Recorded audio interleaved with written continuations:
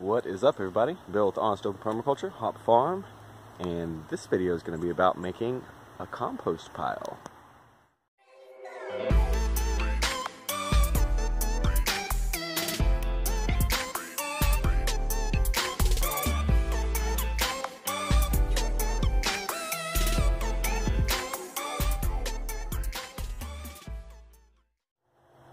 Alright, so we're going to be putting together a compost pile.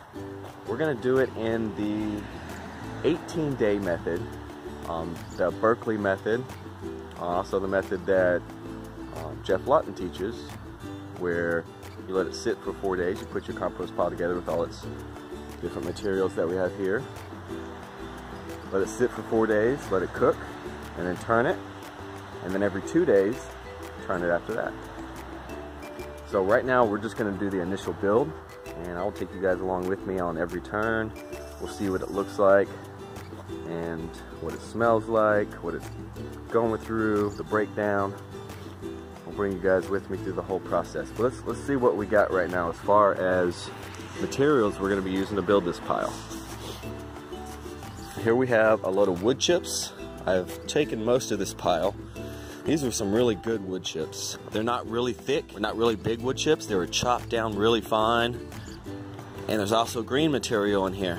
So these wood chips are gonna be a good source. They're already breaking down a little bit. This pile started heating up. It's been here for about a month. Also, what we're gonna be using as a green material is some green cut grass clippings. So the wood chips will be more of a brown material. This is the green material. Here's some more green material, which is coffee grounds. Even though it's brown, it's considered a green material. Here we have some plantain we're going to inoculate the middle of the pile with. And here's some more browns, some more carbon, which is leaves. And these have been pretty much shredded. I ran over them with a lawnmower.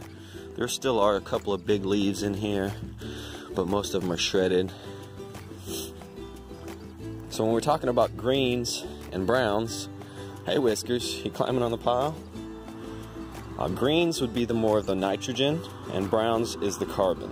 You need 4 important ingredients in a compost pile, which would be a source of nitrogen, a source of carbon, oxygen, and water. Those are the 4 big things in a compost pile. I guess the best mixture would be a 25-to-1, 25 carbon to 1 nitrogen ratio, or a 25 brown to 1 green, which is something you kind of have to eyeball. Something like wood chips is going to be a lot higher in carbon than something like leaves. So if you're using wood chips, you'll need something a lot higher in nitrogen. So I got a mixture here of some high nitrogen stuff, some stuff that's in the middle of the nitrogen, some high carbon stuff, and stuff that's kind of in the middle of carbon. So we're gonna put this thing together. First thing we're gonna do, the bottom of it is gonna be the leaves. Then we're gonna put a little bit of wood chips on it,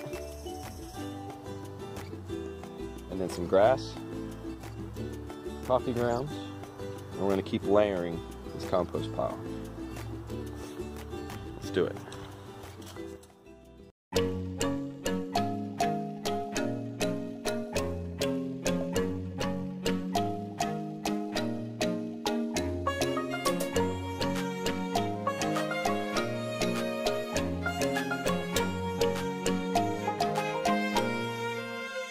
And another important thing to know about your compost pile when you're building one, besides the 4 things you need to feed it, which is water, oxygen, carbon, nitrogen, it also needs to be a certain size.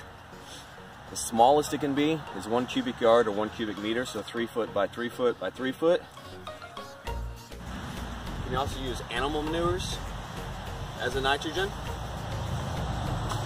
If you're using a really high carbon like wood chips and nothing but wood chips, I would suggest using some sort of animal manures because it's higher in nitrogen. It'll help balance out the higher in carbon wood chips. Now it's a pretty rainy, dreary day today, so all this material is wet, and it's getting wet as I'm mixing it together. But if you're doing this on a dry day, a hot day, something like that, you would want to spray it down with a hose as you're going to keep all your materials wet.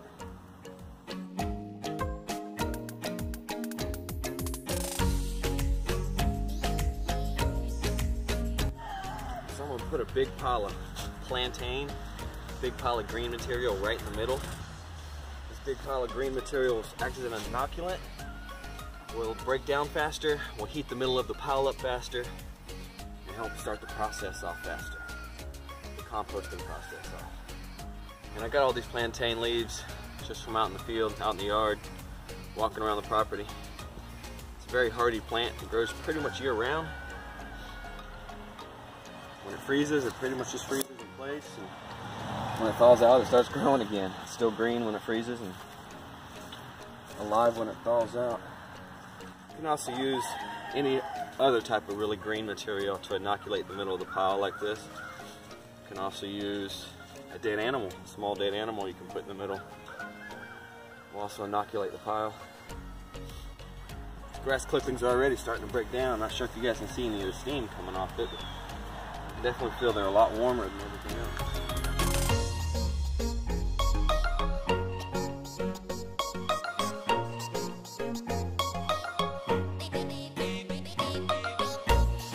Lock it in a little bit.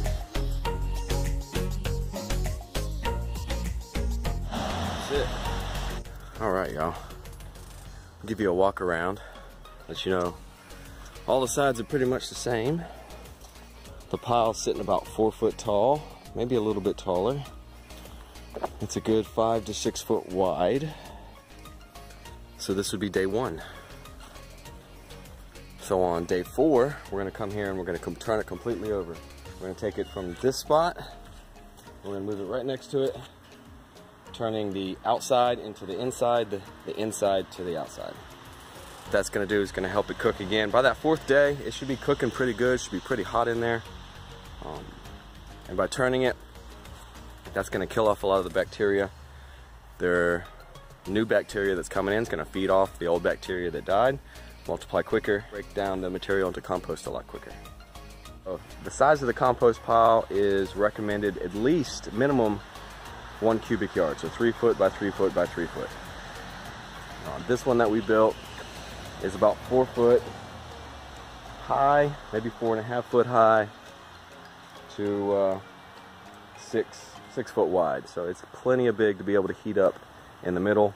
And that's the reason we want them that big, because if it's not big enough, it doesn't have enough mass to be able to heat up and decompose in a hot compost. So, this is going to be fun, guys. Let me show you something else I did today. Almost forgot to tell you about my last step. Liz was walking on it, but I'm going to take this tarp right here, and I'm going to cover the compost pile with it. That helps keep it moist, so the evaporation, when it comes up, it stays in the compost pile. And also helps keep some of the heat in so it doesn't cool down as fast. So I'm up on the porch, and let me show you what I was talking about down there at the compost pile. We're starting some seeds, baby. Starting some seeds. Yeah. Back here, we have arugula. There is 9 flats, 6 pods in each flat. Right here we have romaine lettuce. There's 12 flats, 6 pods in each flat. And right here we're starting some spinach. That's right. Time to start some seeds. All these little plats that I got, these are from plants that I bought last year. I don't plant every single seed myself. I do buy some starts. And it's just only me planting, so it's easy. It's a good way for me to cut out some labor real quick and cut out some time and support someone local that's growing seedlings or seedlings. Let me take you inside and show you where I'm going to start these things. I'm not starting them outside. Alright, so we're inside, and that window is a southern facing window, and we have a little table set up. And the seeds will sit there, and I'll rotate them when they start coming up. I'll turn them when they start coming up so they're not all leaning towards the window. And I'll show y'all in a later video what I'm going to be planting them in. little hoop houses in the back field. Thank y'all for watching. I really appreciate it. If you haven't subscribed yet, make sure you hit that subscribe button. Hit the little bell notification so you know every time we put a video out. Go ahead and like this and share it with your friends. Maybe they'll be interested in how to make a compost pile.